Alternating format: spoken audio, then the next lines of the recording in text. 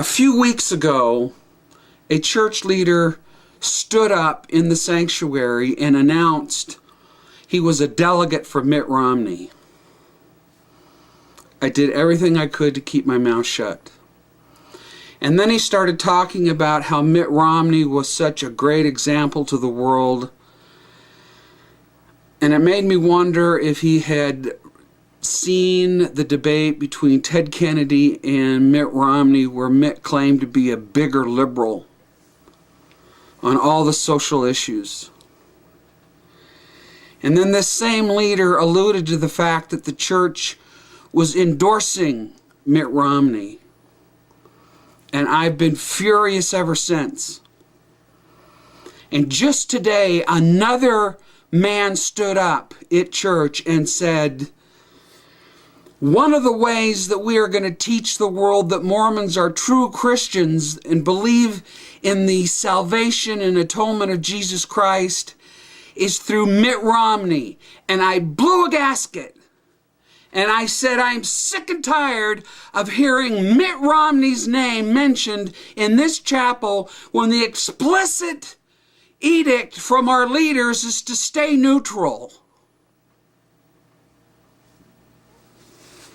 I said, as a matter of fact, he's one of the worst examples of being a Mormon. And all you have to do is look at his liberal social agenda, pro-abortion, wanting gays in the Boy Scouts, pro-gay marriage. I mean, on down the line of things we don't believe in. And for political expediency, this man who was being held up as an example of integrity, I said, this has got to stop. And to the credit of the teacher, he said, you're right. Our church leaders have asked us to stay neutral.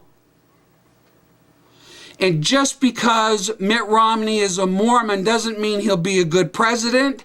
It doesn't even mean he has good moral values. The least I expect is for you Mormons to stop preaching Mitt Romney at church. Every time you do, you disobey your leaders. Here's some links for you to look at below